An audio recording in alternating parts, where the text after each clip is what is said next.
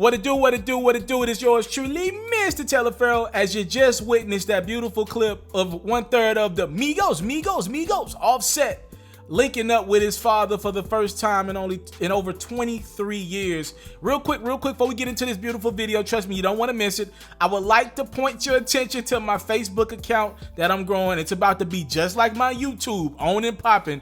I need your support though. If you don't mind, could you please put your phone in your hand right now? If you're on your computer, real quick, could you log in, tap into your phone, and pull up Facebook, type in your boy, it's Mr. Taliaferro, MRT, whatever you gotta do, Mr. Taliaferro, it'll all pull up. And just like my Facebook page, that's all I'm asking for you guys. We're just trying to create multiple streams of revenue for us, and just growing this platform all the time. So please like my page on Facebook. It means the world to me. Now let's get into this very entertaining video that I got for you guys. Very inspirational video as well. Let's tune in. All right, Mr. Taliaferro TV, how's everybody doing out there? It's stories like this, ladies and gentlemen, that make me so dang honored and privileged to be able to get in front of you guys and give y'all news stories. It's stories like this. Salute to Offset. I recently just saw Offset at an event. Offset has had pretty much an estranged relationship with his father. 1/3 of the Migos has admitted that he has not physically seen his father since he was 4 years old. Offset is now 27. That's 23 years ago. Offset acknowledged that when he was 12 years old, he talked to his father on the phone, and his father told him that he would be coming to visit him. A young, at that time, not even Offset, said he stayed up to 6 in the morning. His father never came. Fast forward about 10 years later, Offset's now 22, a part of a bubbling Migos group at the time. So he talked to his father, offered his father a little bit of money, with the Migos group now doing decently.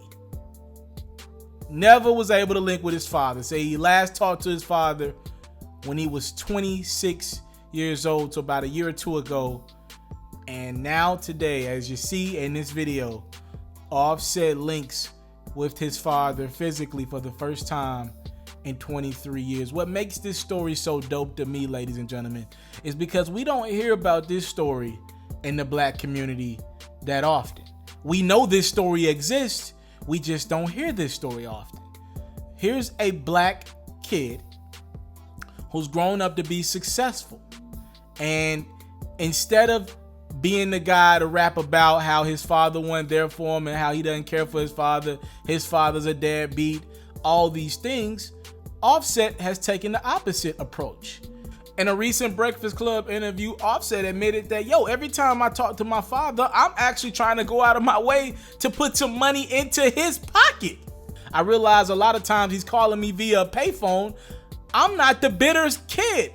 I'm trying to help you out. Why won't you allow me to provide for you, even though you were not there for me in my life? I want to change that narrative and actually go backwards and help you out, Pops. We really don't hear this story quite frequently. It looks like Offset's father is potentially ashamed of not being there for his kid. And though I'm sure, living in the Atlanta area, he's heard how popular his kid is. There's no way he doesn't know how big his son has become, being a part of one of the biggest rap groups, if not the biggest group in the world right now, the Migos. You gotta know he knows how rich his kid might be. And it seems like the pride in him, or darn near embarrassment inside of him, as pretty much an absentee father, it won't allow him to take from his son. And his son wants to do it. As I grow up, I'm 25, so I'm a couple years behind Offset. As I grow up, I am so sick and tired of watching the same movie about the black character in movies, right? I'm so sick of watching the black thug in the movie, right? I'm so sick of seeing the one black friend in a group. I'm so sick of seeing the black slaves movie. I'm just tired of seeing the same black narratives be told. We are so diverse, and I think that's like the best thing about our people. We are so creative, so diverse, so dope as people. We got so many different stories that need to be told that are not being told as of right now, because the same narratives are being told within our community. Yes, we got countless examples of black fathers not being there for their kids. And with that, we got countless examples of black kids, rightfully so, right, being bitter about their fathers not being there for them. And you got every right to feel the way you want to, right? Of course, I'm not knocking anybody who does feel the way. But it's kind of refreshing to see this story play out differently. You got this black kid who has no venom inside his heart, acknowledged that he used to literally stay up to 6 in the morning waiting on his father to come around, but never showed up. And Offset now being the father of 4, hence the album title, right? Now looks at it differently, like, yo, I was once in the street. I was down and out. I get it. It ain't the easiest to step up and be a man when you making little boy decisions, right?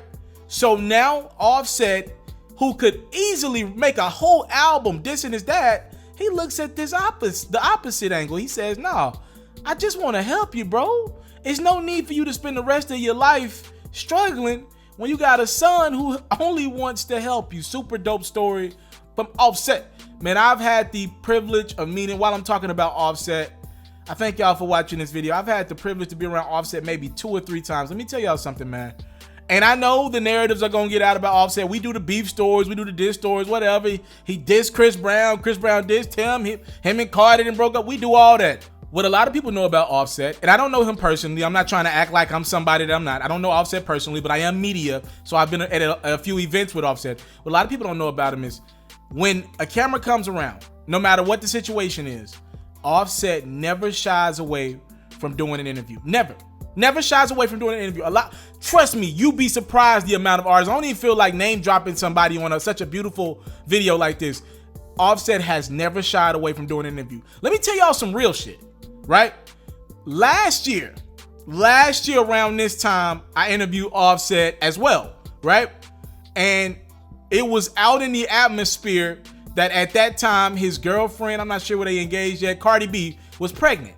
Technically, Offset wasn't really supposed to be doing press because he couldn't allow for, they hadn't announced the pregnancy yet. They was hiding the pregnancy. So anybody could have asked Offset a bad question about the pregnancy. It was known within the media, whatever, that Cardi was pregnant, right?